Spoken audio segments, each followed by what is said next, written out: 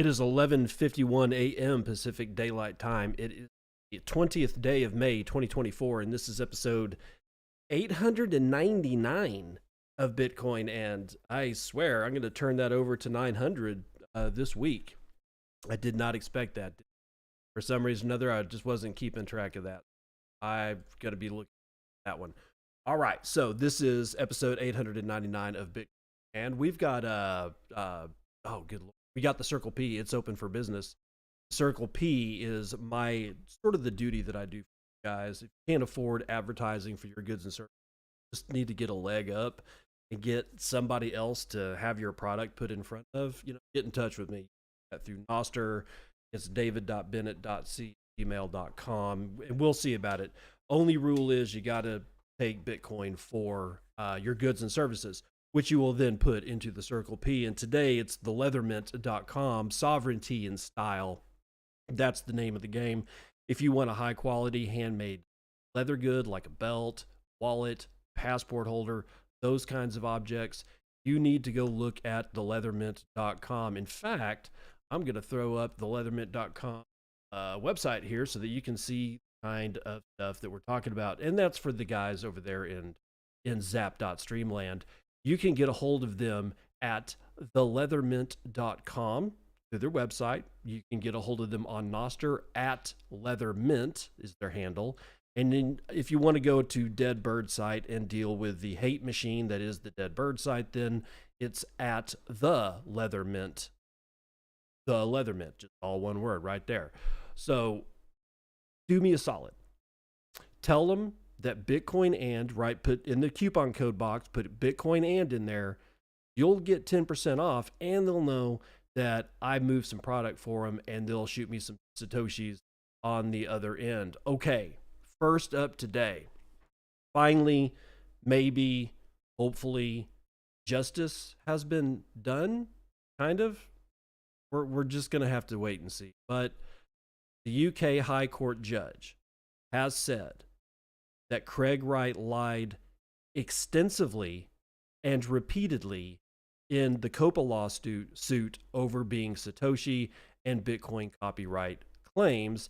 This is written by Elizabeth Napolitano. I have no idea if she is Napolitano, but it's written by The Block, or at least that's where I'm finding it at. So Craig Wright lied extensively and repeatedly in a trial over his various copyright claims to Bitcoin, the code, the white paper, according to UK High Court Judge James Mellor, as he wrote in a statement on Monday. Now, in the filing, Judge Mellor elaborated on his ruling in March that Wright, who claimed to be Bitcoin creator Satoshi Nakamoto, is not the pseudonymous developer. The judgment cited Wright's clumsy fabrications and forgeries of documentation on a grand scale as the basis for the ruling. Quote, all of Wright's lies and forged documents were in support of his biggest lie, his claim to be Satoshi Nakamoto, Judge Mellor said Monday in written judgment. The ruling concludes a years-long legal battle over the intellectual rights to the Bitcoin blockchain and database. During the trial, the defense submitted to the court evidence, mind you, evidence that purportedly supported Wright's claims of being Satoshi Nakamoto, including documents featuring fonts that didn't exist at the alleged time of their creation, as well as metadata that showed some of the documents were created shortly before the trial, according to the judgment. The Crypto Open Patent Alliance first filed a lawsuit against Wright back in February of 2021, aiming to prevent the infamously litigious Wright from asserting unmerited copyright claims over the Bitcoin white paper and code. And since 2019, Wright has sued several developers to gain ownership over the Bitcoin network and silence critics of his claims. According to the Bitcoin Legal Defense Fund, those lawsuits threaten the future of Bitcoin by disincentivizing developers from building on the blockchain. In his judgment, Judge Mellor acknowledged the effect of Wright's aggressive legal strategy on Bitcoin developers, citing the self-proclaimed Satoshi's litigious nature as another basis for his ruling in favor of COPA. Quote, due to his collaborative and non-confrontational nature, I consider it is most unlikely that Satoshi would ever have resorted to litigation against the developers, Judge Meller said. Quote, Satoshi would have recognized that differences in views led to the hard forks in the Bitcoin blockchain and then simply move on. So even the judge sees it finally. We didn't need a judge to tell us this, but at least somebody has seen it other than all of us.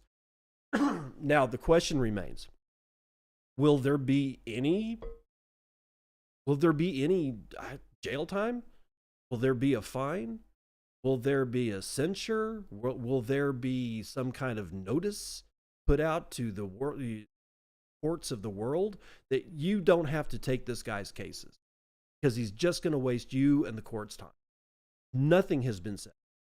I see nothing on the horizon that suggests that Craig Wright, fraud that he is, and he is a fraud, will have any kind of actual punitive justice done to him whatsoever. And I feel really bad about it. That really sucks because other people are just going to say, well, I can just go lie to the court, and the worst thing that's going to happen is the judge will write a really mean and nasty letter about me, but I'll never see the inside of a jail. So there we are with that, and at least we've got the judge finally seeing things, publicly stating the things that we've been seeing since 2016. This guy's been lying since 2016 at minimum. Maybe, possibly very late 2015. I can't remember when he did the GQ article, but I'm going to say 2016. Okay, let's move on. Now that we've finally figured out that the judge finally figured out that Craig Wright is a fraud, we'll go to Blockstream's Rusty Russell. He wants to revamp Bitcoin script. Bitcoin Magazine, writing for Bitcoin Magazine, Rusty Russell, lead Lightning developer for Blockstream, is spearheading an ambitious initiative known as the Bitcoin Script Restoration Project. The effort aims to restore and expand the functionality of Bitcoin script language, which was significantly limited in the early days of Bitcoin due to security concerns. In a recent interview with Bitcoin Magazine, Russell elaborated on the project's goals and the potential that it holds for the future of Bitcoin. When Bitcoin first launched, its script language included a variety of opcodes, or operational codes, that enabled complex programmable functions. However, many of these opcodes were disabled in 2010 due to severe security vulnerabilities. Satoshi, Bitcoin's mysterious creator, the real one, made this decision to protect the network from potential denial of service attacks. This was necessary to move at the time, but it left Bitcoin script language much less capable than initially intended. Rusty Russell recalls, quote, "The house is burning down. You put the fire out, but then you rebuilt, right? Well, we never got that second stage," end quote. The Bitcoin Script Restoration Project seeks to re-enable these disabled opcodes with proper safeguards in place. The goal is to bring back the powerful features of Bitcoin's scripting language while ensuring that the network remains secure. Here's what the project aims to achieve. 1. Handling arbitrary numbers. Restoring the ability to work with arbitrary numbers will allow more complex transactions and conditions, making Bitcoin more versatile. Enabling introspection. This means giving scripts the ability to examine and verify transaction details directly, which can enhance security and functionality. And 3, improving self-sovereignty and privacy. By expanding the script language, users will have more control over their transactions and enhanced privacy features. In the interview, Russell highlighted the importance of these features, saying, "We want that, right? We literally lost the ability to multiply or divide. I think there is, among people who are developing on top of Bitcoin, there's an amazing hunger for this. They're like, yes, can we have it all back?" Re-enabling these opcodes isn't just about restoring lost functionality, it's about unlocking new possibilities. With a more powerful scripting language, developers can create innovative applications directly on top of the Bitcoin network. This can lead to more advanced financial products, enhanced privacy tools, and more. Rusty Russell expressed his optimism during the interview. Quote, "My whole life has been building stuff for other developers to do things on. So I have a huge amount of faith in open ecosystems and their ability to innovate. The things that will get built on top of a solid base are amazing." Quote. One of the primary concerns in the restoration project is maintaining the security of the Bitcoin network. The project aims to introduce these powerful features with limits that prevent potential abuse. I'm looking at you, Ordinals. This ensures that while Bitcoin becomes more capable, it doesn't become vulnerable to the same issues that cause these features to be disabled in the first place. The Bitcoin script restoration project is a crucial step towards realizing the full potential of Bitcoin as a programmable money system. By addressing past security concerns and reintroducing powerful features with appropriate limits, the project aims to create a scalable, secure, and innovative ecosystem for, as Rusty Russell put it in his interview, quote, "Let's restore script to what it was supposed to be originally. We think that we have a way of doing that that's clean and neat and safe." Quote, "This project not only looks to the past to recover lost functionalities, but also paves the way for future innovations, ensuring Bitcoin continues to evolve and meet the needs of its users." That's the end of the article, but here's my general commentary. Those opcodes were disabled for a reason. 2, Rusty Russell is more than competent to be able to do this. And 3, how competent do you have to be to make sure we do not get another ordinals / inscriptions / runes pile of burning garbage happening again? Nobody saw inscriptions coming. These guys are really bright. They're a hell of a lot brighter than me. I am certainly not saying anything bad about Rusty Russell. He's more than competent to do stuff, right? He's definitely more competent than me. But my point is that even some of the most competent developers that were behind SegWit, Taproot, really kind of didn't see it, or if they did see it, they certainly didn't alert the media, right? So my problem, and I don't have a problem with this, it just seems that we should be very, very, very aware, and all of us should be pressing back on Rusty Russell and all of the people bringing back script to remind them, hey, how are we going to make sure that ordinals and inscriptions or something even worse doesn't fall out of this? So it's kind of up to us to put that tension back on that system. That doesn't mean go and call them names. I just mean politely, nudge, nudge, wink, wink. Hey, are we sure we want this? Are we sure that nothing bad is going to happen? How are we going to, what's the protocol to make sure that we can't end up with something worse than inscriptions? Because something worse than inscriptions, honestly, would really, really suck. All right, Grayscale CEO Michael Sonnenschein has stepped down. That's right, the Grayscale CEO that replaced Barry Silbert is himself being replaced. Zoltan Vardai from Cointelegraph. Michael Sonnenschein will be stepping down. He will be replaced by check this shit out, former Goldman Sachs executive Peter Mintzberg as of August the 15th, according to Barry Silbert, founder and CEO of the Digital Currency Group, the parent company of Grayscale. Silbert wrote in a Dead Bird post, quote, "As we position Grayscale for its next phase of growth, excited to welcome Peter Mintzberg as Grayscale CEO effective August the 15th. Joining from Goldman Sachs, Peter has 20 years of experience across prominent asset managers, including BlackRock, Oppenheimer Funds, and Invesco." Whoa. Yeah, I know. Save it. Just hold. If you're jumping up and down, just hold on. Founded in 2013, Grayscale is one of the world's most prominent cryptocurrency asset management firms. And during his 10 years as CEO, Sonnenschein played a pivotal role in the launch of the first United States spot Bitcoin traded fund, according to Silbert, who wrote, "Michael guided the firm through exponential growth and oversaw its pivotal role in bringing spot Bitcoin ETFs to market, leading the way for the broader financial industry. We wish him the best in his future endeavors." I'm going to pause right there. I don't think Sonnenschein was CEO for 10 years.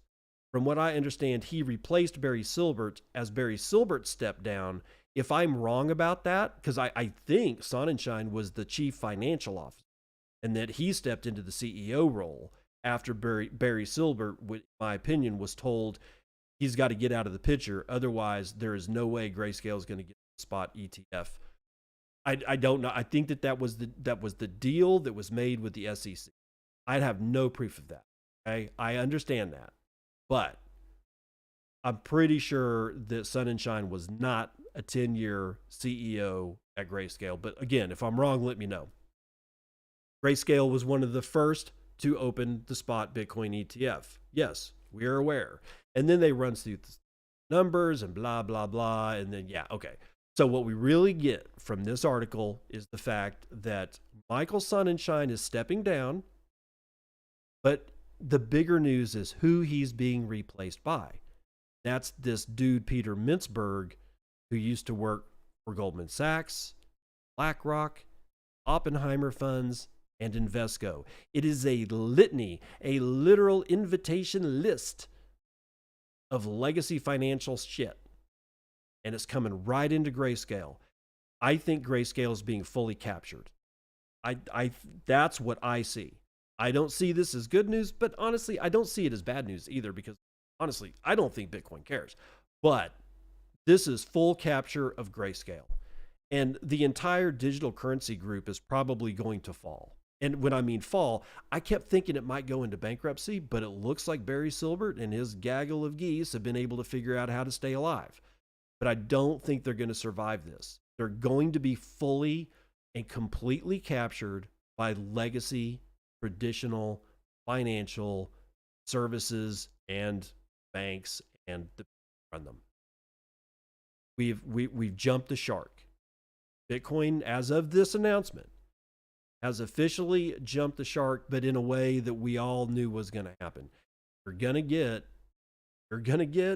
Bitcoinization, then the regulators are going to be a part of it. There's no way we can keep them out. The only thing that we can do to keep them out is make sure that we have privacy preserving transactions, that we can run our own nodes, and we will do our thing. And then the TradFi guys, well, they're going to do their own thing no matter what the hell we do.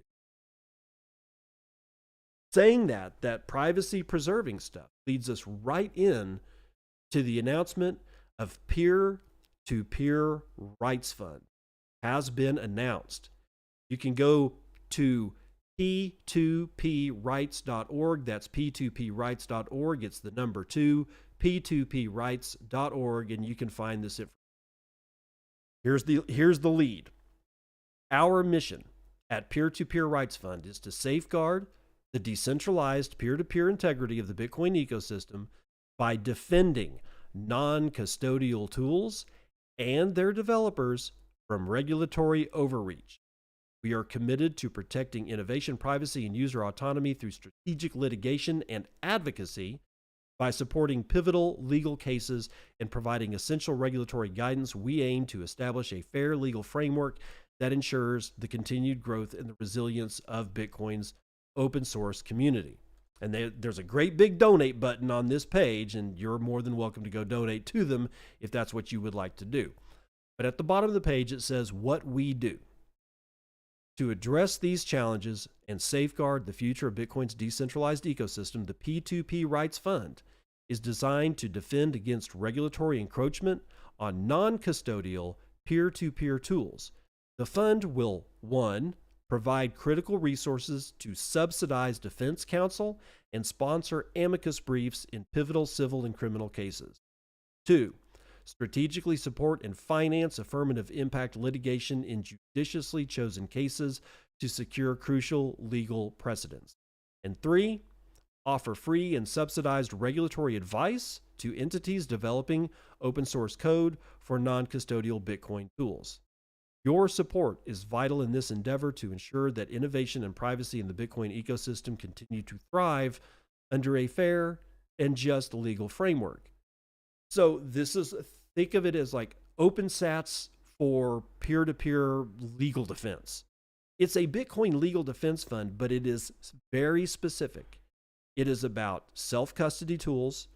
It's about defending the people that develop those tools. Now we have to have a legal fund that is set up to defend these people for writing code, which has already been defended in the Ninth Circuit Court of Appeals in the United States, which basically stated that code is protected free speech under the First Amendment of the United States Constitution. And even with that, we still have to have a legal fund so that these guys don't get in trouble. Now, I'm hoping, and it may say somewhere else on the website, that this is more than just defending developers in the United States, that this is worldwide. And I hope that is what it is. And the Constitution of the United States only applies to the borders of the United States proper. Outside of that, it's anybody's game, right? But at least somebody has figured it out that we're going to need a wagon load of cash and attorneys and court clerks and, I don't know, summer interns to be able to protect people from writing malicious, nasty, icky, dark code. Ooh, oh my God. Ugh, the humanity. It's like the Hindenburg burning up. We're all going to die because somebody said, go to line 5 in code. It's ridiculous, but that's where we live right now, man. That's where we live. Thankfully, they're doing that, though. So if you want to donate to Peer-to-Peer Rights Foundation, please do. Okay, over to CoinDesk. And, God, Runes is coming back. Hold on. Let me get to it. Internet computer-based Bitfinity EVM launches as a Bitcoin Layer 2, and God forbid it supports Runes. This is written by Jamie Crawley, of course, out of Coin. Bitcoin Layer 2 Bitfinity has introduced its Ethereum virtual machine to bring smart contract Bitcoin protocols and harness Runes to enable Bitcoin DeFi apps. Built on the Internet Computer Protocol, or ICP, Bitfinity integrates with the Bitcoin network and allows assets bridging to other blockchains. Internet Computer's tech stack will allow applications that use Ethereum smart contract programming language Solidity to access Bitcoin-based tokens. The Bitfinity EVM, the Ethereum virtual machine, is designed to allow developers to deploy Bitcoin-based Solidity smart contracts, allowing them to transfer BTC, ordinals, and runes, according to an emailed announcement on Friday. An EVM is a smart contract executing software that powers the Ethereum protocol. Ooh, similar to an operating system on a computer. Bitfinity is attempting to capture the interest in new Bitcoin protocol runes, which launched around a month ago, coinciding with the halving event. Through introducing smart contract capability in order to use them as a platform to create Bitcoin DeFi apps. Runes, which allow fungible tokens to be minted on the Bitcoin blockchain, immediately sent network fees soaring following a flurry of activity following its launch. Activity has subsequently died down somewhat. Yeah.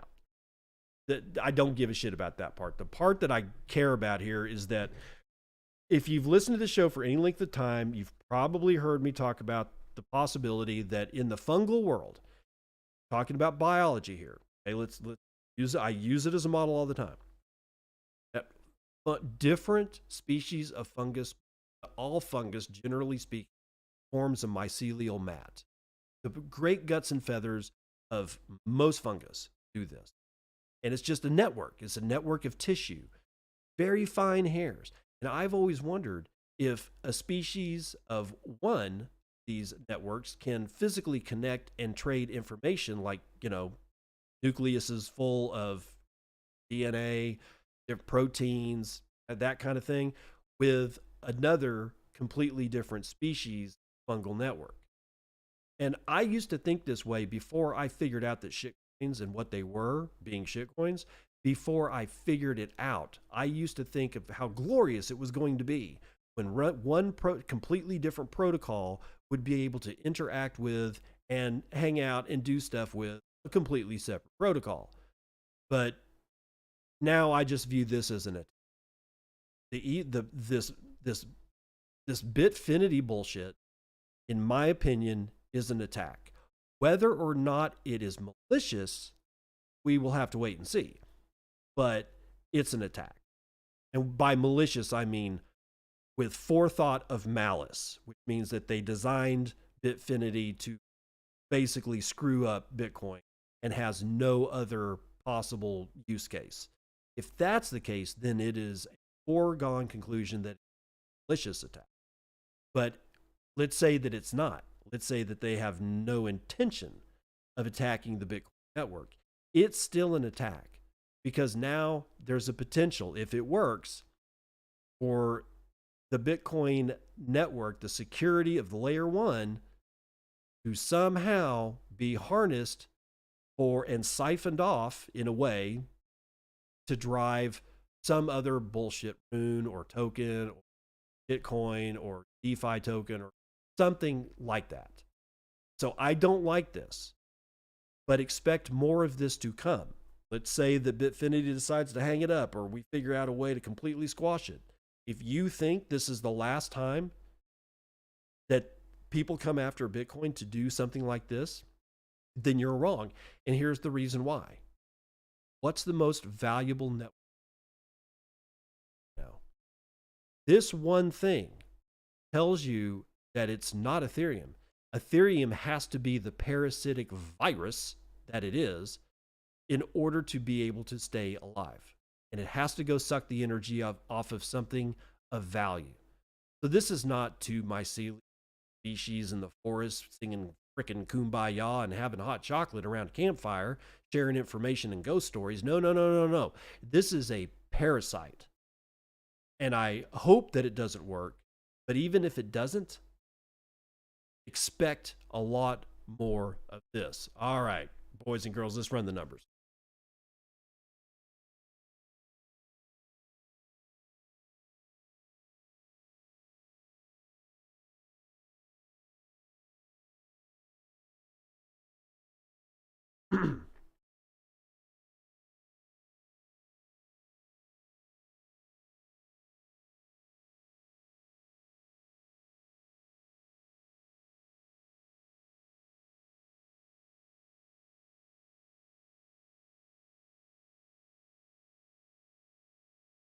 CNBC, futures and commodities. I've got West Texas Intermediate struggling a little bit this morning. It's been kind of a roller coaster day for energy because of that whole Iran president killed or whatever the hell happened over there in Iran.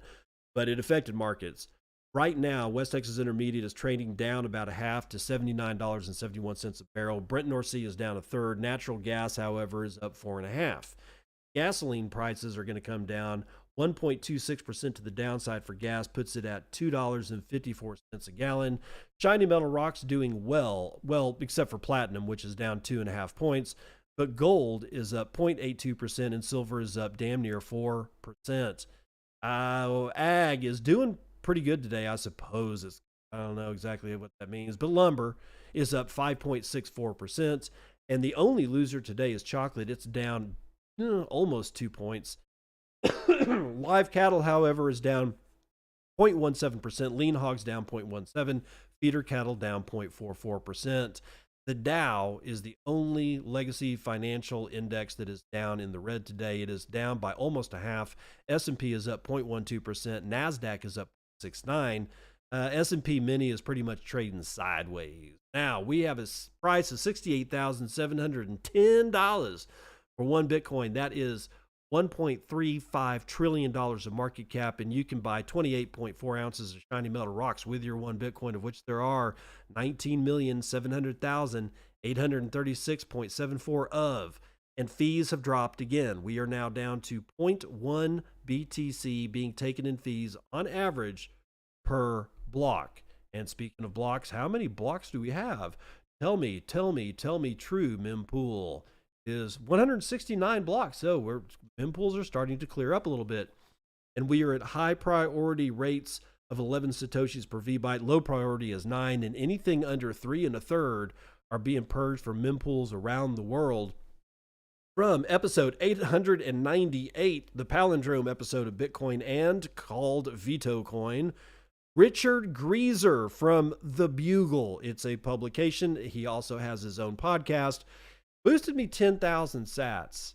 So, Mr. Greaser, you and your journalistic capabilities, and when are you going to put me on the show? Anyway, 10,000 sats. He says, appreciate the pod. Definitely the best non-credentialed journalist in the game. We are in an Ayn Rand book, and the Bugle is the Galt's Gulch of journalism. B4V is vital to earn cigarette money where we're going. God, I hope that's not a reference to prison, but knowing Dick Greaser, it probably is. Anyway, Mangy Pigeon with another 10,000 says, I enjoy your show. Thank you. Thank you. Bitcoin Potter with 555. Fives across the board. 55 says, keep sending the signal. Dubrovko with 1740 says, with IBEX, what can we say? United States citizens aren't worth the hassle as a customer, especially when our federal police do what they do. Yeah, no. Dubrovko coming back at me with another 1740 says, regarding that big investment bank using our favorite trust turned ETF, we have to put ourselves into their shoes. Homo sapien often make a decision and then make up a reason why, so that's a possibility. If they mark up the fees, then a higher fee would make for a higher markup. Lastly, that I can come up with at a drop is some silver-haired dude had to pick someone, so they picked the first major holder of BTC for the public out of the batch. That's a branding in and of itself. Patty Kit with 1,000 says, thank you. Or she actually says, thanks. God's Death with 898 says, thank you, sir. No, thank you. User 507-40894 with 100 says, thank you. No, thank you. No, thank you. Pies with 100 says, cheers with clinky glasses emoji. That's the weather report.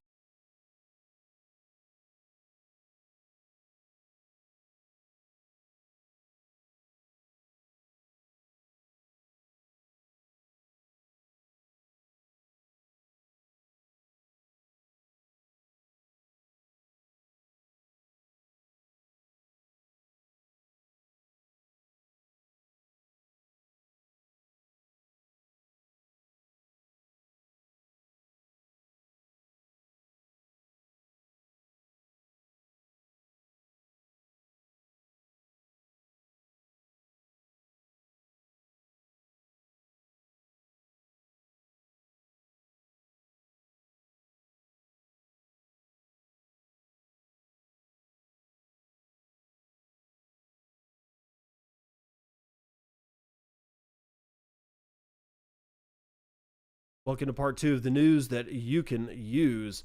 What do we got here? I forgot to mention.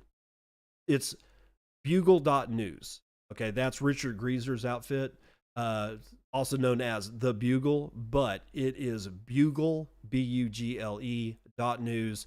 You can go check them out. I've read a couple of their pieces on the air before, but I'm not going to do it now because we've got news about Julian Assange that you need to hear. Julian Assange can appeal extradition to U.S. according to UK High Court. High Court in London has ruled that Julian Assange does have the right to make a final appeal against his extradition in the United States. So, but will he get it? Let's see if this says anything about that. In March, the court asked the U.S. government to provide assurances that Assange would receive a fair trial and not face the death penalty if extradited to face charges related to the publication of confidential military and diplomatic files. The judges found the U.S. submissions insufficient, granting Assange permission for a full appeal on the points of freedom of speech and nationality. Quote, we spent a long time hearing the United States putting lipstick on a pig, but the judges did not buy it, Stella Assange said in a reaction. Quote, this is a victory. This means that the issues at the very heart of this case, freedom of expression, freedom of press, will get consideration by these courts, said Rebecca Vincent, Director of Campaigns for Reporters Without Borders. Quote, the High Court has rightly concluded that, if extradited to the USA, Assange will be at risk of serious abuse, including prolonged solitary confinement, which would violate the prohibition on torture or other ill treatment, said Simon Crowether, legal advisor at Amnesty International. A date has not been set for the full appeal. It's been 12 years since Julian Assange has lived as a free man. 12 freaking years.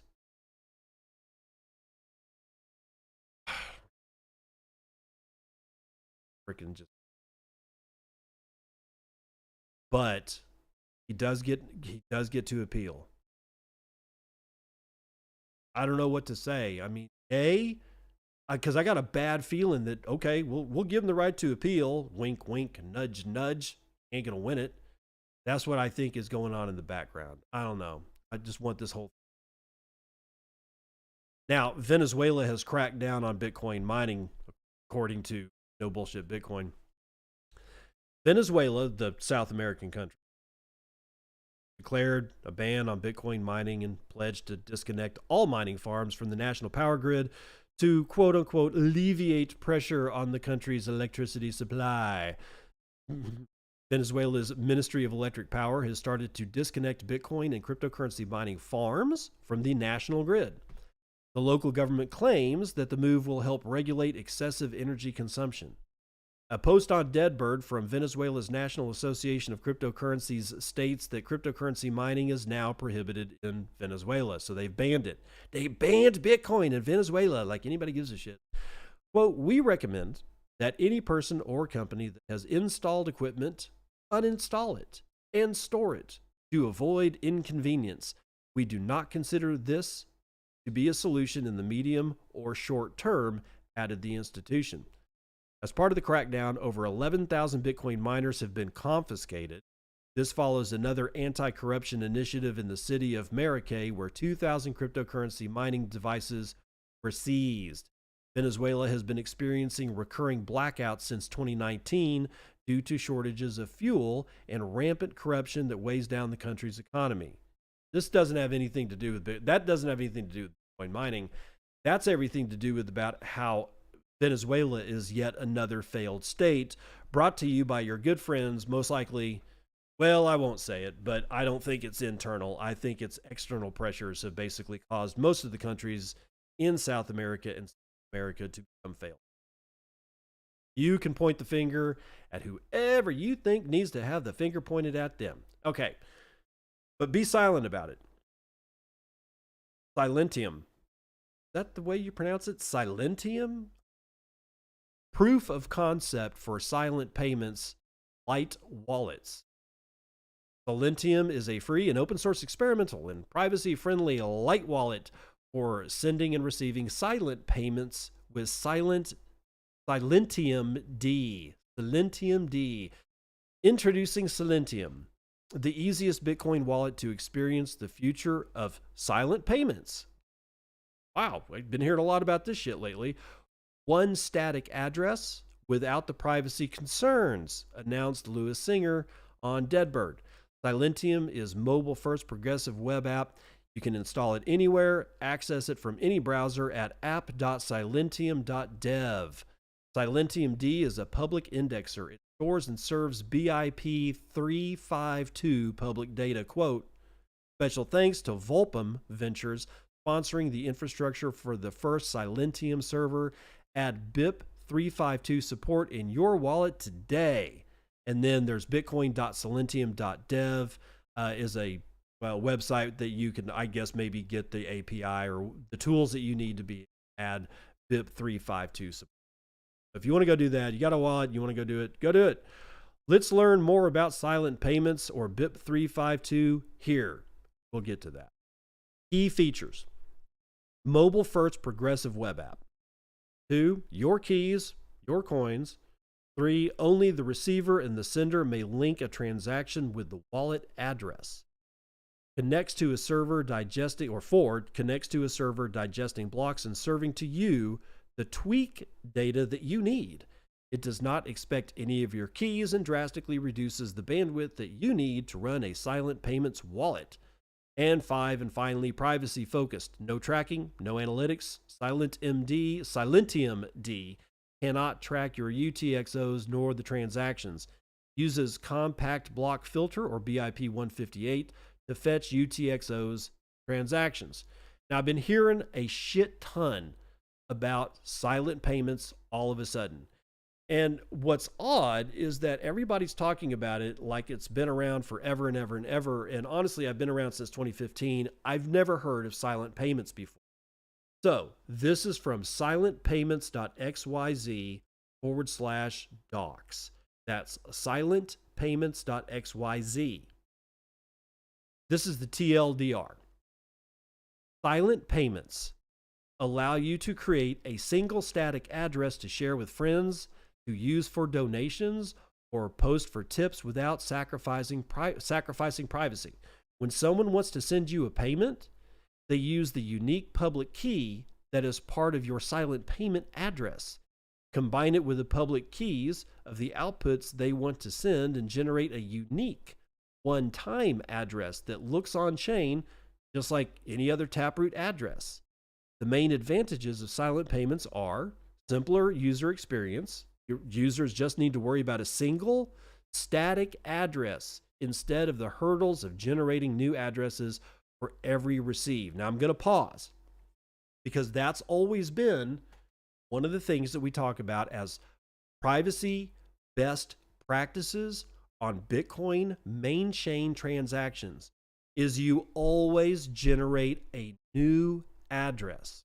Back in the day, like WikiLeaks, when they were taking Bitcoin, and they still do, I don't know if they've changed their address, but back in the day, way, way, way long ago, they had one static address.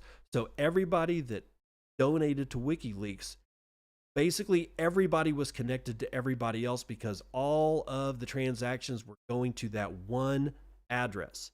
So anybody, not anybody, any transaction that sent to that single address was immediately doxxed for giving money to WikiLeaks.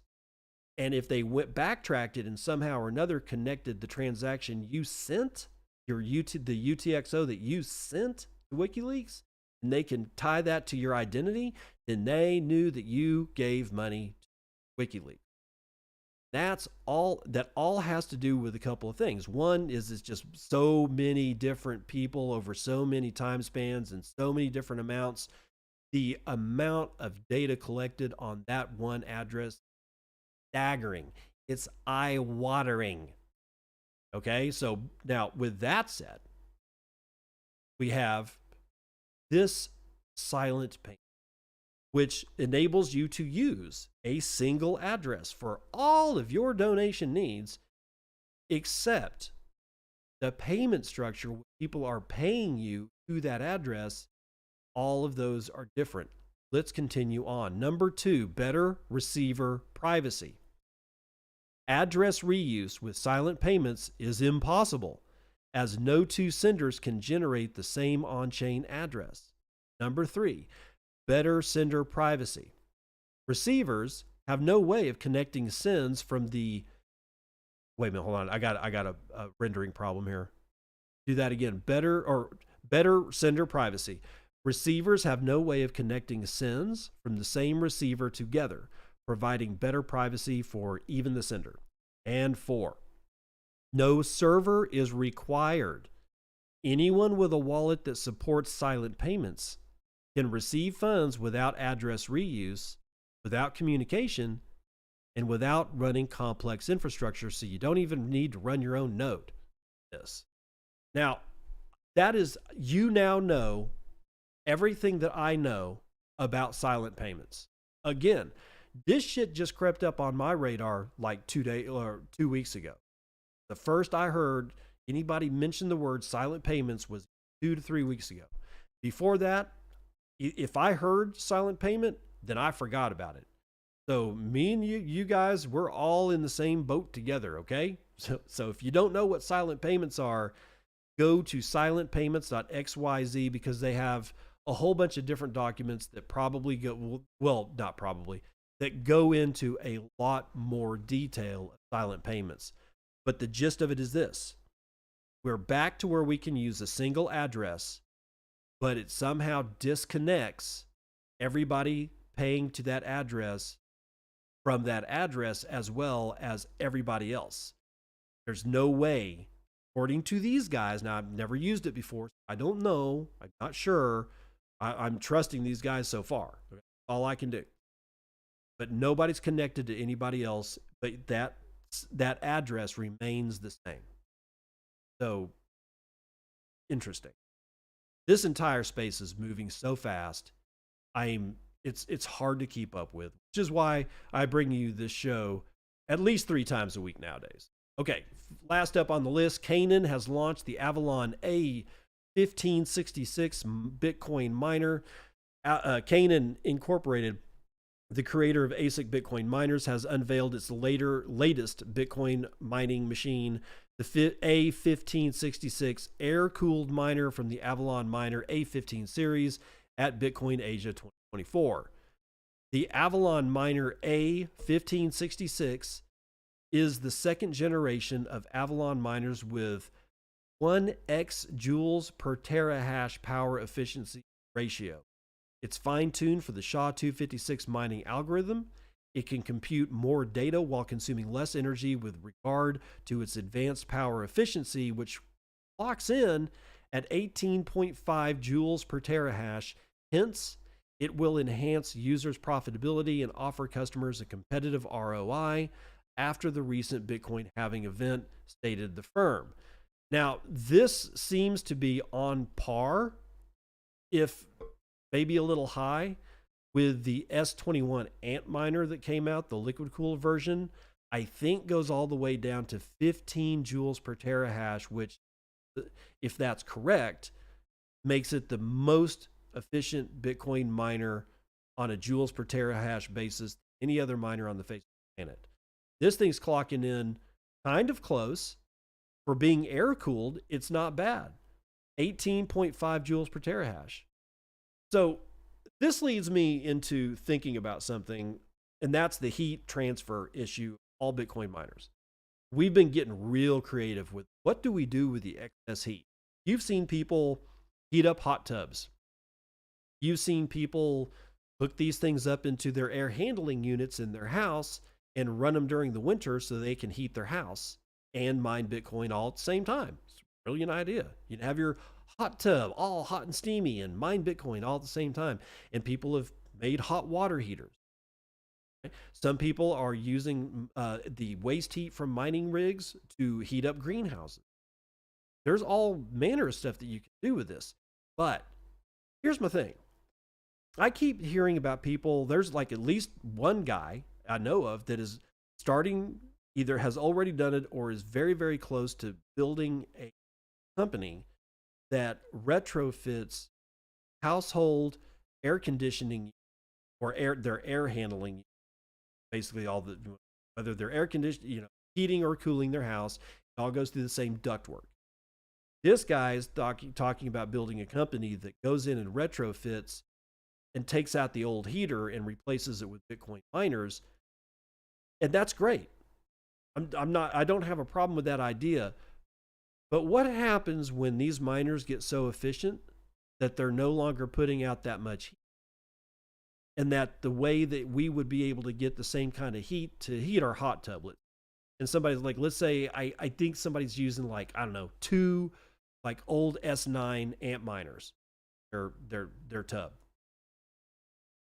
What happens when we get so efficient that we're not really wasting? We don't have a lot of waste heat. What happens with all the people right now that are thinking about how great this waste heat is? And believe me, I'm one of them. I think being able to utilize waste heat is one of the most interesting physics problems that we have in Bitcoin today, and a lot of other problems too, but let's just keep it to Bitcoin. It's one of the most interesting physics problems. We're talking about like, straight up, second law of thermodynamics. Entropy. It's all about entropy. We won't get into it, but I'm just saying, if we have all these systems like boilers that are designed to be working with excess heat that is of a certain flow and a certain temperature, what happens when that rig dies and you got to go get another mining rig and it puts out half the heat because the chips are so much more efficient in doing the hashing algorithm? It's something to think about. It's like we have this problem where we're not as adversarial in this space. And that is a question that I put to you. What happens with all this stuff that we've brilliantly figured out how to harvest the heat, and no heat is actually being produced anymore off of these miners. So give that a thought, and that's going to do it for the morning roundup.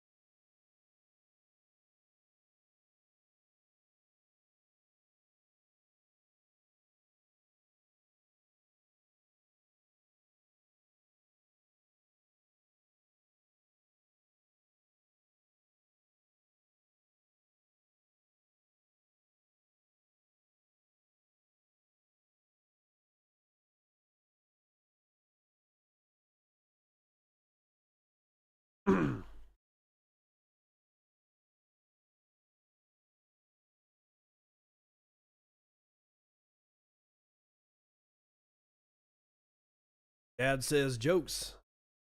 I've just joined a dating site for arsonists. I've been sent a lot of matches.